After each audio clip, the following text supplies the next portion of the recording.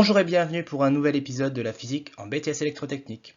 Aujourd'hui, on va s'intéresser à l'alimentation d'une machine à courant continu entraînant une charge par une source continue. Afin de faire varier la tension d'alimentation de la machine à courant continu, on va utiliser une structure qu'on appelle le hacheur. Alors voici les mesures électriques qu'on a pu faire. Donc VE et IE, ce sont la tension et le courant au niveau de la source du générateur, et VC et IC, la tension et le courant au niveau de la machine à courant continu. On remarque que la tension VC alimentant la machine à courant continu est hachée et que le courant augmente et diminue de façon linéaire dans la machine à courant continu. On va essayer d'analyser un peu ces mesures. Alors ici, on a un temps de conduction pendant lequel on va alimenter la machine à courant continu de 0,007 secondes et la période du signal de 0,001 secondes, soit 1 milliseconde. Donc VE de t est un signal parfaitement continu avec VE DC, donc la valeur moyenne de VE, égale 120 volts. VC de t est un signal périodique continu de période 0,01 seconde, soit 1 milliseconde. Pour calculer la valeur moyenne de la tension VC, on va utiliser la formule R de la courbe sur T. L'air ici c'est un rectangle qui fait VE de haut et TC de large. Et donc on a VE fois TC pour l'air divisé par T et on trouve 84 volts. On va poser alpha, le rapport cyclique TC sur T.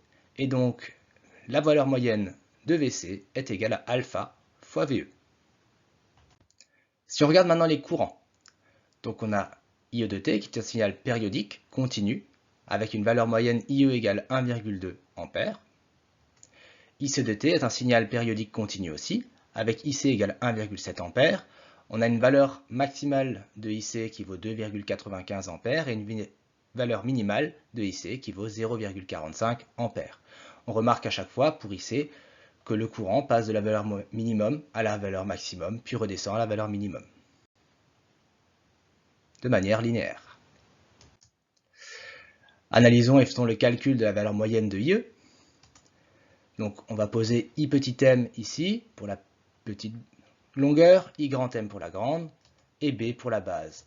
Alors la forme de la courbe ici c'est un trapèze, donc l'aire de la courbe c'est la valeur moyenne entre le petit côté et le grand côté, fois la base. Donc IE égale R sur T, égale IC max plus IC min sur 2 fois alpha. On rappelle IC max, IC min, les valeurs maximales et minimales de IC.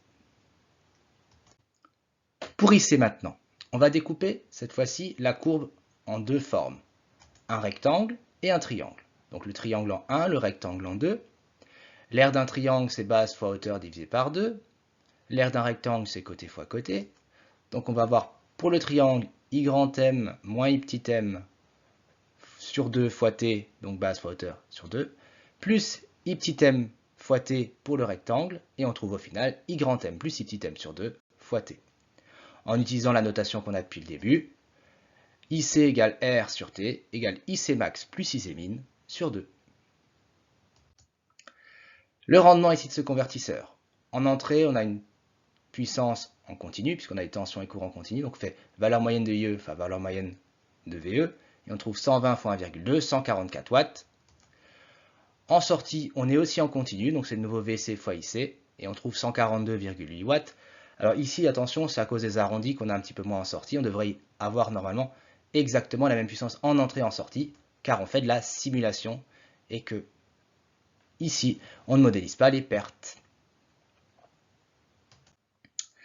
Essayons de comprendre un peu le fonctionnement et on va commencer par les interrupteurs. Donc, on a une diode qu'on va flécher avec VD et ID. C'est un interrupteur non commandé. On va utiliser le modèle idéal, la diode va être bloquée si la tension est négative, et on aura alors un courant nul. Et la diode sera passante, on a alors une tension nulle et un courant positif, toujours dans le sens du triangle. Donc on peut ici modéliser la caractéristique dans le plan VD-ID.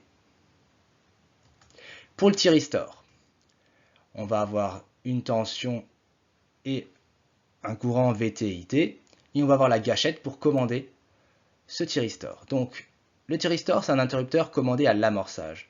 On va aussi utiliser le modèle idéal, donc le thyristor s'amorce si VT est positif et qu'on a une impulsion au niveau de la gâchette. et le thyristor va se bloquer si VT est négatif ou si le courant IT s'annule.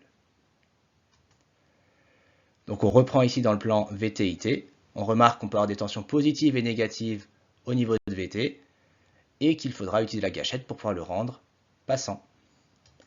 Dans tous les cas, si l'interrupteur est passant, on va avoir une tension nulle et un courant positif. Si l'interrupteur est bloqué, on aura une tension différente de 0 et un courant nul. On va essayer de comprendre un peu le fonctionnement. De 0 à alpha t, le thyristor est commandé. Donc le thyristor va être passant. À ce moment-là, on peut faire une loi d'émail et on remarque que VD égale moins VE. Or VE est positif, donc D est bloqué. On va utiliser la loi d'émail. VC est égal à VE. IC est égal à IE, avec la loi des nœuds. Pour le fonctionnement de alpha t à t, cette fois-ci, le thyristor n'est plus commandé. On va le mettre en interrupteur ouvert. Le courant IC circulant dans un circuit inductif, la machine à courant continu, c'est un circuit inductif, il ne peut s'annuler immédiatement. Il va donc passer dans la diode D. Donc D va être passante, et donc VD égale 0. Si on fait la loi d'émail, VC égale moins VD, on va égale 0. Et dans la loi des nœuds, IC égale ID et IE égale 0. Concernant le courant IC, le moteur étant un système très fortement inductif, il va se charger à chaque fois de 0 à alpha t, et donc IC va augmenter, puis se décharge de alpha t à t, et IC va diminuer. Ces évolutions vont être linéaires, parce qu'on est vraiment dans un circuit très inductif. On va donc retrouver les courbes qui ont été données et mesurées au début. Au final, ça sert à quoi? Alors, on va ici commencer avec un alpha de 0,1 et on va progressivement l'augmenter. Donc on remarque que la valeur moyenne de la tension va augmenter, VC, et que la vitesse en sortie augmente. Donc plus alpha augmente, plus la vitesse augmente. On a aussi remarqué que l'ondulation de IC va être maximale pour un alpha de 0,5. Donc ce qui sert ici, c'est de pouvoir faire de la variation de vitesse du moteur à courant continu. Alors quelles sont les limites de ce montage? Tout d'abord, on ne peut que avoir IC positif et VC positif. Ceci va imposer un fonctionnement uniquement en moteur et dans un sens de marche. On parle de fonctionnement dans un cadran. Donc si on prend les cadrans ici, on a forcément une tension et un courant positif, et donc un couple et une vitesse positive. On a aussi une autre limite, c'est que VC est forcément plus petit ou égal à VE. On ne peut augmenter la tension de sortie avec un hacheur série, donc ce montage-là. Il y a d'autres montages qui permettent de le faire, par contre.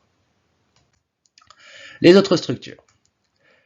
Hacheur de cadran. Donc là, le but, c'est d'être réversible en courant, mais pas en tension. Donc on va pouvoir tourner dans un sens, mais on va avoir une réversibilité au niveau du couple. On va pouvoir freiner le moteur. Avec le hacheur de cadran sous cette structure-là, on va être réversible en tension, mais pas au courant, ce qui va nous permettre de tourner dans les deux sens, mais toujours avec un couple moteur positif. Enfin, la structure finale, c'est le HR4 cadran, qui va être réversible en tension et en courant, ce qui nous permet de tourner dans les deux sens, en moteur et en générateur. Et donc là, on peut vraiment fonctionner dans tous les sens.